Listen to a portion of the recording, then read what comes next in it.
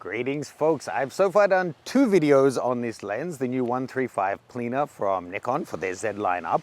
The latest one I did in 85 versus 105 versus 135, which got great feedback, but a lot of you wanted to see it compared to something else.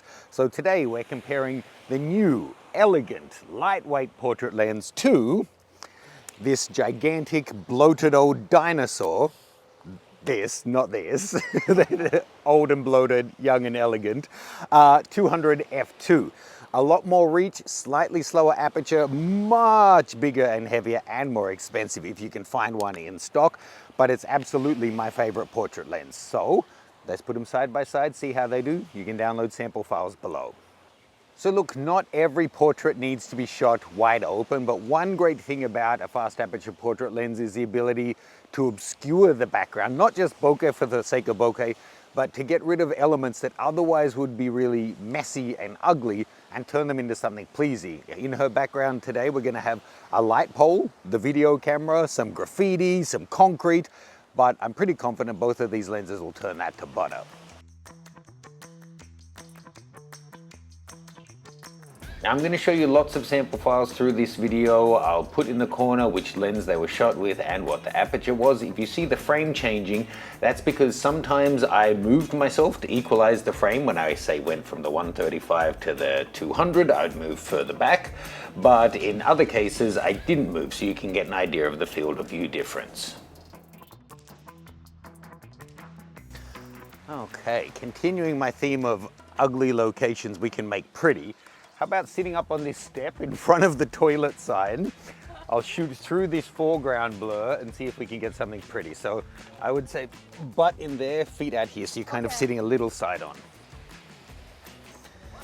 Okay, straight off the bat in terms of usability, oh my God, the Plena is so much easier. I can handhold this all day. I hate to admit the 200 f2 at times I do feel a little bit old. Now one thing I'm noticing here, when you shoot with the 200, I guess it's the VR mechanism, there's a little jump and a frame change when you're shooting, which I'm kind of used to, but shooting it straight after the Plena, there was none of that on it.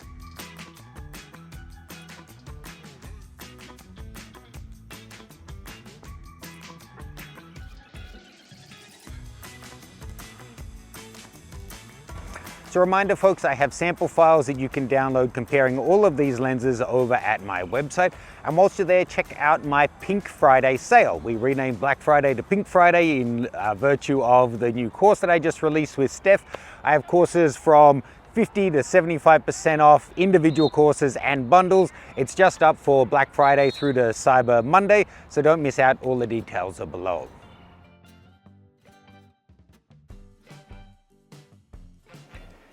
Heading out onto the rocks, we found a nice little kind of throne for Honey to sit in and got a few different shots here at different distances, showing how we can separate her out from the background, and here using some nice edge lighting.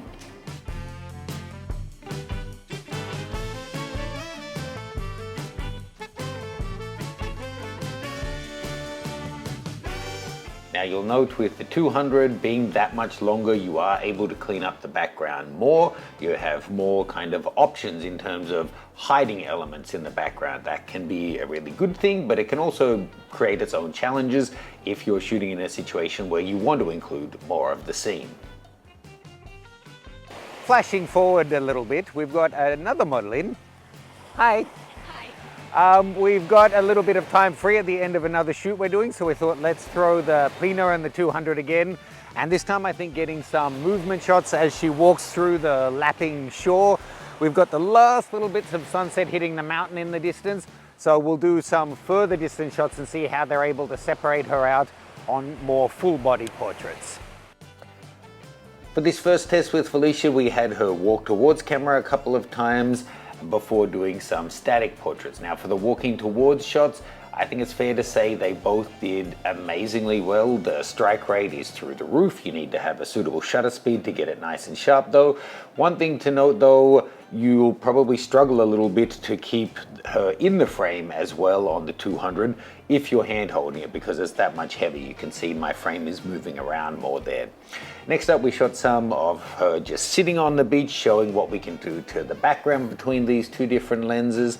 Again, the 200 f2 gives us the option, whilst it's not technically quite as shallow a depth of field, we can compress the background more and simplify the scene.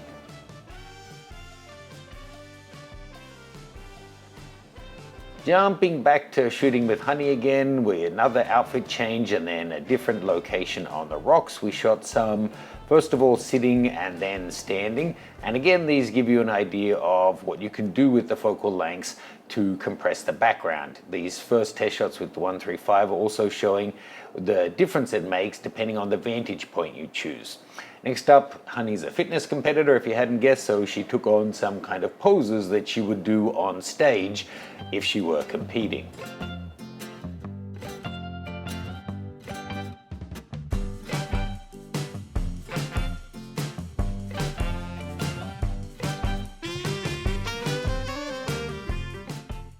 So this is, at first glance, maybe the least photogenic place we could shoot. It's a retaining wall with weeds growing through it. But I think the nice dappled light here, it's fairly diffuse for a little bit, the sun's still rising, can work. And then in the background, we're going to get the garden with lots of little specular highlights. So I think I'm gonna ask Honey to sit in the middle of the weeds. I'll climb along the retaining wall, and there should be a nice shot here to round out this comparison.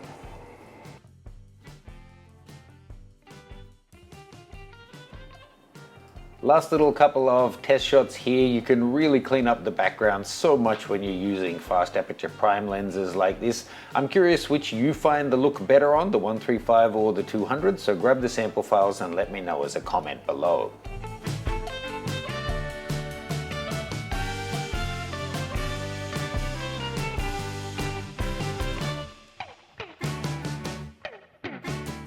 So look folks, as I've said in the past, the 200 f2 does remarkably well with focus on the Z cameras, especially the Z9, but even the ZF and Z8.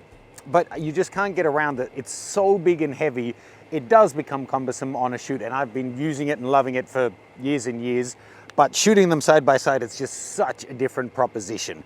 At the end of the day, it's going to come down to how the images look, so let's head back in studio.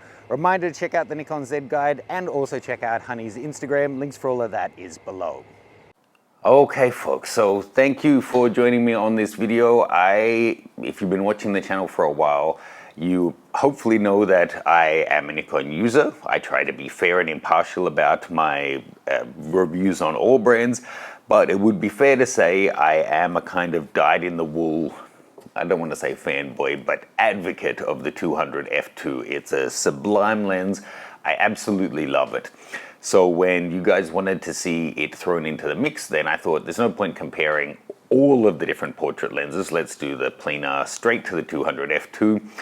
And I have to say, and I'm going to be completely honest in my findings, I think the image quality between the two is so close, it's just personal preference. There are times where having a longer focal length is going to work and give you, clean up the background. It may work for the style of shooting, but there's times where 135 will work. So it really depends on how you like to work. But I have to acknowledge that the image quality on the Plena is gorgeous.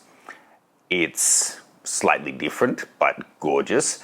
But in terms of the handling, if I owned both of them, I think I would find myself taking out the Plena 5 or 10 times more often than the 200 f2 just because of that. I realized shooting it that whilst this is probably my favorite portrait lens, more than half of the time it actually gets taken out to be used is when I need a gold standard benchmark to compare another lens against.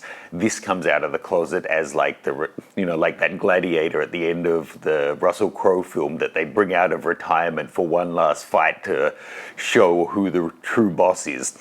This could actually be that fight, and Russell Crowe is the Plena. I think for most people at the smaller weight, smaller price, outstanding image quality and wide open, less vignetting than the 200 f2, the Plena is an amazing option. I'm pointing here because it's actually already back with Nikon. Can I see myself picking one up alongside this? I don't know. I've got so many portrait lenses, I don't know that I need to add the Plena as well. But if you were looking at them on paper, you're going to buy one or the other. Unless 200mm is really your most comfortable zone to be working, I think the Plena is the option for most people. It's an outstanding lens at a really reasonable price. I think, coming in cheaper even than the 85 too. Love to hear your thoughts. Do check out the sample files below. You can download them at the link in the description and check out my Nikon Expert Setup Guide. Thanks guys. I'll see you soon.